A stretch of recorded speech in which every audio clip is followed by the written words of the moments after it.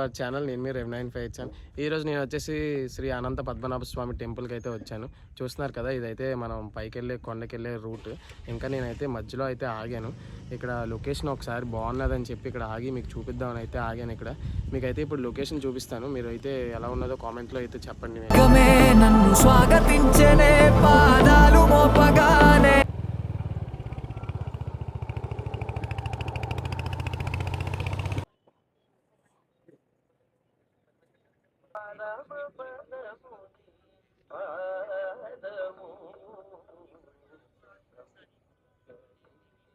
A few moments later. పైకి అయితే చేరుకున్నాం ఫ్రెండ్స్. ఇప్పుడైతే ఇక్కడ బండి అయితే పెట్టేశాము. ఇప్పుడు చూడగలరు మన బండి ఇక్కడ అయితే పెట్టాము.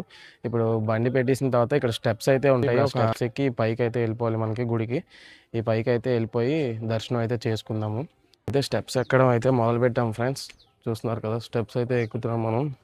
ఇప్పుడు ఈ స్టెప్స్ ఎక్కి పైకి అయితే వెళ్ళిపోదాం. వెనకాల మహేంద్ర కూడా అయితే వస్తున్నాడు.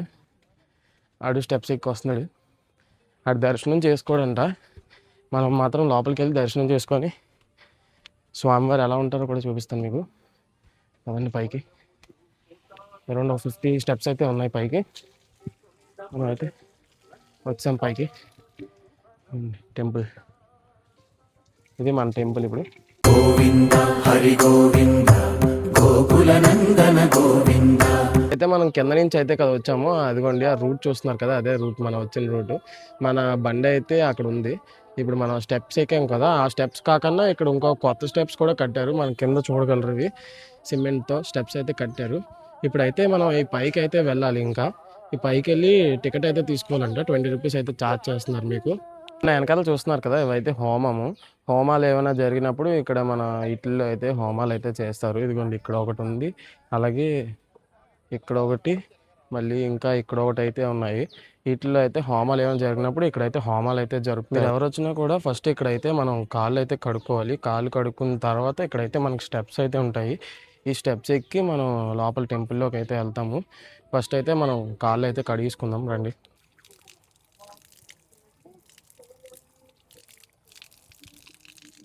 ఇక్కడ చూస్తున్నారు కదా, శిలా పథకం అయితే ఉంది. దీనిపైన అయితే శ్రీ గంటా శ్రీనివాసరావు గారు పేరు అయితే ఉంది, మనకి చూసుకోగలరు.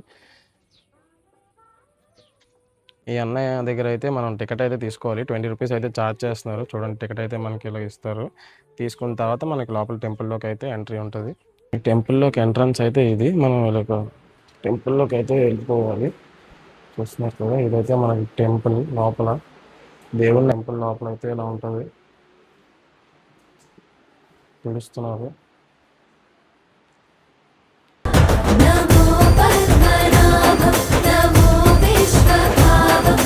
గోస్థనే తీరవాసాయ మాధవాయ మహాత్మనే శ్రీభూసమేతాయ అనంత పద్మనాభాయ మంగళం. కృతేషు నారసింహస్య త్రేతాయాం రఘునందనః ద్వాపర వాసుదేవస్య. ఈ స్వామివారు ద్వాపరయుగంలో వెలిసిన అనంత పద్మనాభ స్వామివారు. ద్వాపరయుగంలో పంచపాండవులు అరణ్యవాసం చేసిన తర్వాత అజ్ఞాతవాస సమయంలో ఈ శిఖరం మీద కొంతకాలం ఉన్నారట.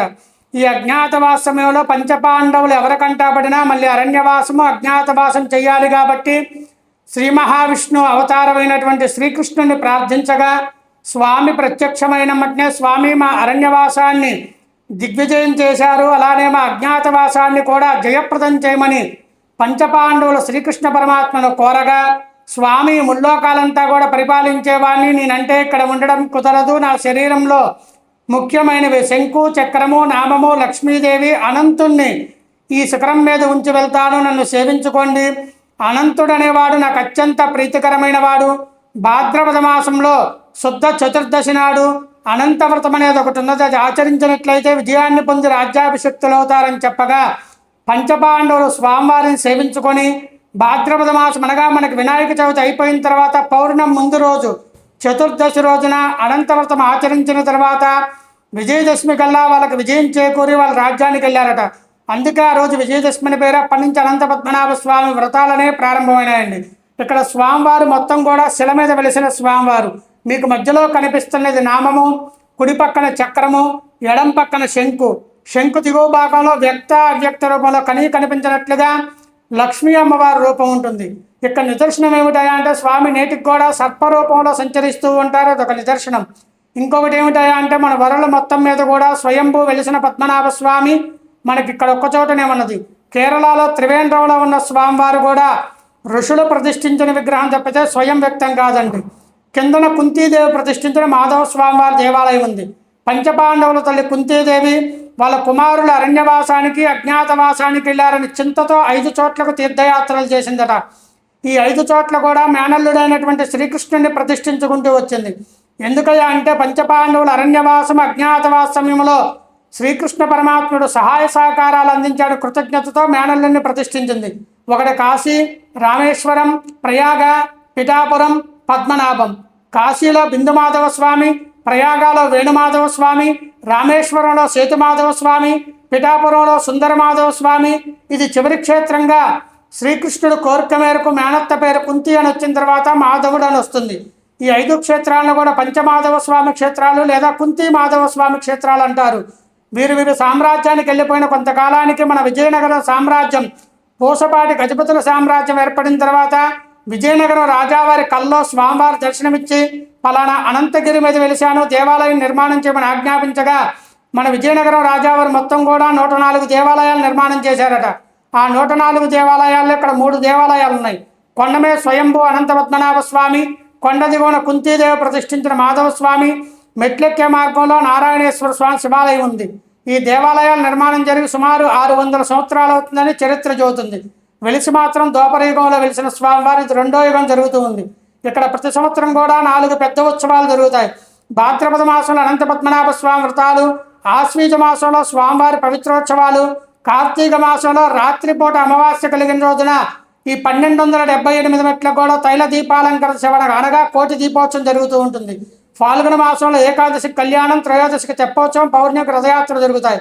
చిన్న ఉత్సవాలు వచ్చి ధనుర్మాస సేవ, ముక్కోటి ఏకాదశి, గోదా కళ్యాణం, స్వామివారికి నవనీత సేవ, చందనోత్సవం, లక్ష తులసి పూజా కార్యక్రమాలు జరుగుతూ ఉంటాయి. శ్రీ అనంత పద్మనాభ స్వామినే నమః, శ్రీ కుంతి మాధవ స్వామినే నమః.